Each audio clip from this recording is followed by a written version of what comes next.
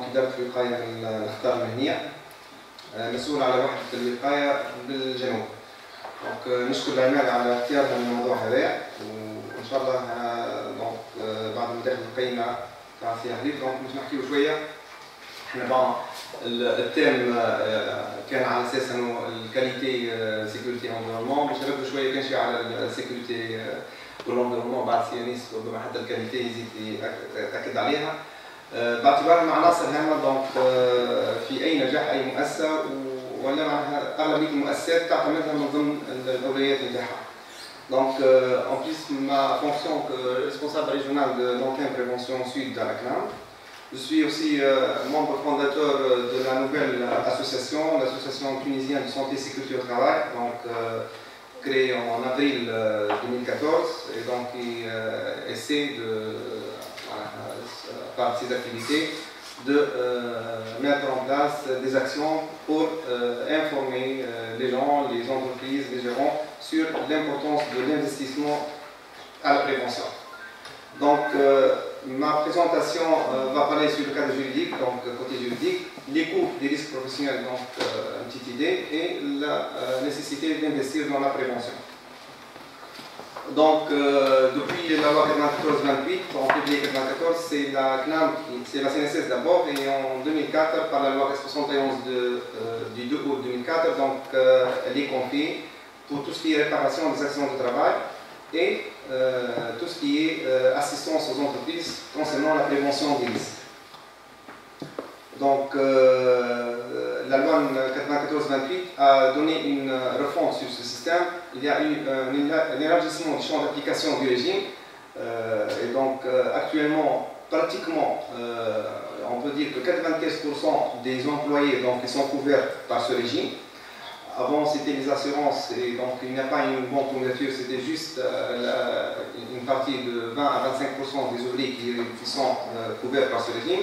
Il y a eu aussi une amélioration des prestations concernant le relèvement du plafond du calcul des rentes, l'introduction de la réversibilité de la rente pour la famille et l'allègement de la procédure de liquidation. Donc je ne vais pas rentrer en détail, mais le plus important, c'est le renforcement des mesures destinées à la prévention. Donc depuis 1995, la Caisse de sécurité sociale et maintenant la Caisse nationale d'assurance maladie a une direction de prévention qui comporte 25 entre ingénieurs et techniciens qui ont pour rôle d'assister les entreprises pour mettre en place des systèmes, plutôt des actions de prévention et pour minimiser les risques des accidents. Aussi, depuis 1995, on a un système de statistique. Avant, on a une petite idée sur le nombre des accidents qui sont enregistrés en Tunisie. Depuis 1995, on a donc un observatoire national sur les nombres d'accidents enregistrés en Tunisie, par gouvernorat, par secteur, etc. Le deuxième point, c'est la mise en place d'un système de primes. Donc, on peut encourager les entreprises par des primes et des prêts pour améliorer les conditions de travail. Malheureusement, je vais en parler, donc c'est un axe qui malheureusement, annuellement, on reçoit uniquement entre 10 à 15 demandes pour améliorer les conditions de travail, alors que le nombre des entreprises, c'est aux alentours de 20 000 qui peuvent être intéressés par cet axe. Et le plus important aussi, l'introduction du système de modulation des cotisations. Donc les entreprises participent par un taux de cotisation donc, qui varie entre 0,4 et 4% de la masse salariale. Ce taux il peut varier selon les efforts déployés par les entreprises pour être minimisés jusqu'à 25%.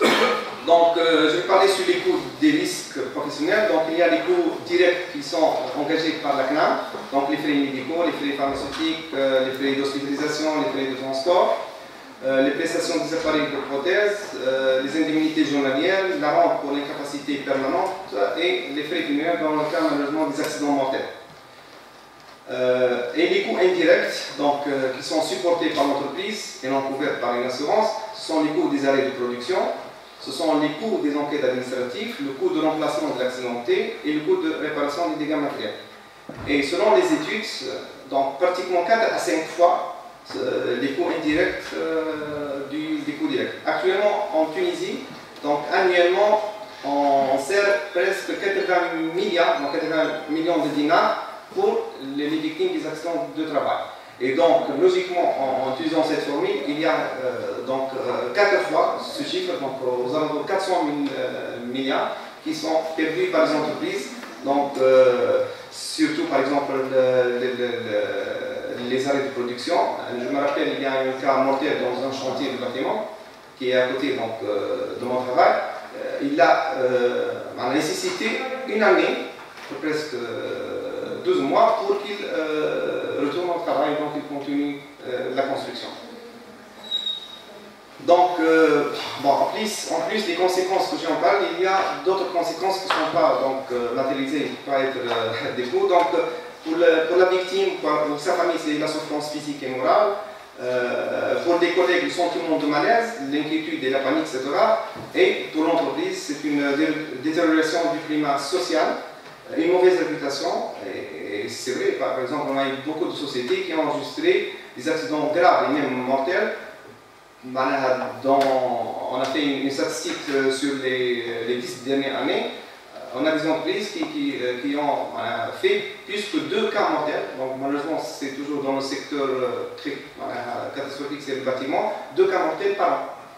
Et donc sur un nombre d'ouvriers qui est aux alentours de 3000, c'est un chiffre très énorme. Et malheureusement, il n'y a pas l'importance de la vie humaine pour certains gérants, et surtout sur la souffrance qui peut, par exemple, certains cas des familles. Et le dernier cas à Sfax, il y a 2 semaines, donc le bâtiment qui a calculé sur les 3 ouvriers, donc on a eu 3 décès dans la zone industrielle poudrière. C'est parce que malheureusement il y a une inattention et il n'y a pas de vérification sur les consignes de sécurité. Donc, découvrir réellement ces cas, ces victimes des accidents. Donc, c'est un cas, il y a 3 ans, dans une usine de plastique, donc, en travaillant sur un broyeur.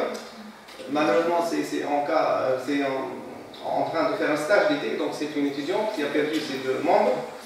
L'autre cas, c'est un apprenti, donc aussi, qui travaille avec un peintre à côté d'une ligne de fente qui monte, donc il y a une brûlure et amputation de ses membres supérieurs et inférieurs. Et donc, en Tunisie, on doit noter que l'année dernière, 2014, on a enregistré 41 000 accidents, donc un accident tous les 15 minutes.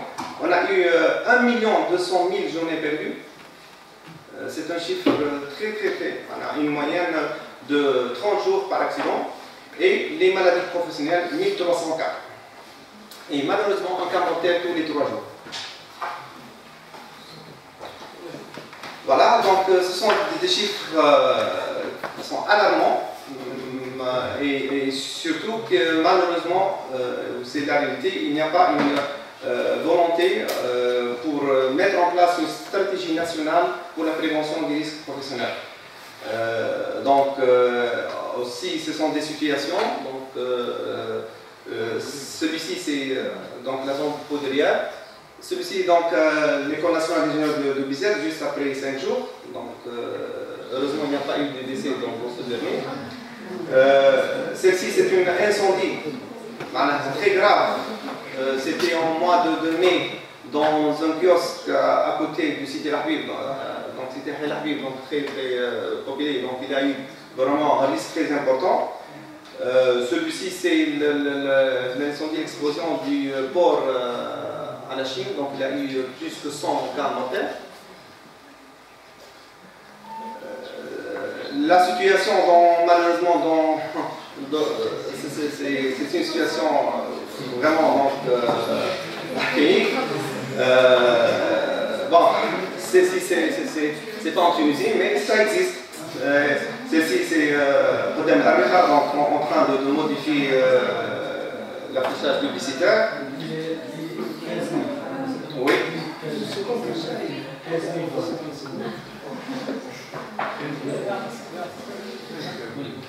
Le secteur bâtiment, ici on trouve plusieurs cas et On a fait une étude sur, par exemple, le secteur bâtiment. J'ai dit que c'est le secteur le plus prévoyant des accidents. Heureusement, malgré qu'il y a une multiplication, je crois, 5 à 7 fois le nombre de chantiers, l'effectif, heureusement, donc en 2011, on n'a pas une augmentation des accidents graves et mortels. Alors vraiment, c'est le même nombre, donc en tant que chiffre, il faut dire qu'il y a une sous-déclaration, c'est malheureux. Donc, il y a une sous-déclaration au niveau des travailleurs dans le secteur bâtiment, et malheureusement, ceux qui, comme le cas d'éléments de zones industrielles quotidiennes 2, donc les 3 salariés ne sont pas déclarés, alors qu'ils travaillent depuis un bon moment. Et donc, malheureusement, il y a une sous-déclaration. Je parle plutôt des déclarations, donc à la fin, s'il y a des accidents. Donc, actuellement, et c'est dommage, on a 5 cas mortels ces dernières années, donc 2011, 12, 13 et 14, 5 cas mortels dans le secteur bâtiment. Donc, annuellement, il y a l'ILO, donc le Bureau international du travail, il organise une journée mondiale sur la santé et sécurité au travail. Et cette année, c'est un point qu'on a, lors de notre association, c'était dans la même période en avril, on a mis en place sur la nécessité de mettre en place une culture de prévention. Donc à l'occasion de cette journée, l'Organisation internationale du travail a lancé un appel pressant en faveur de la construction d'une culture de la prévention. Aussi la donc c'était dans le cadre d'un projet au sein de la CRF pour instaurer une culture de la prévention de simple ouvrier jusqu'à la direction, ainsi que les sous-traitants qui travaillent avec eux dans le même chantier, donc le même site. Donc la construction d'une culture de la prévention dans le domaine de la sécurité et de la santé au travail, c'est une culture qui se compose sur le respect à tous les niveaux du droit à un milieu de travail sûr et salubre.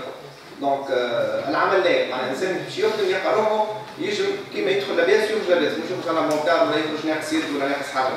La participation active de tous les acteurs concernés, donc الدولة الإدارات, et par la création de milieux de travail sûrs et salubres, la même recommandation, avec l'importance prioritaire accordée au principe de prévention. Il y a 9 principes, on ne sait pas l'occasion de les répéter ici, mais il y a 9 principes qu'on va appliquer pour gagner notre guerre, je dis, contre ces accidents très très graves.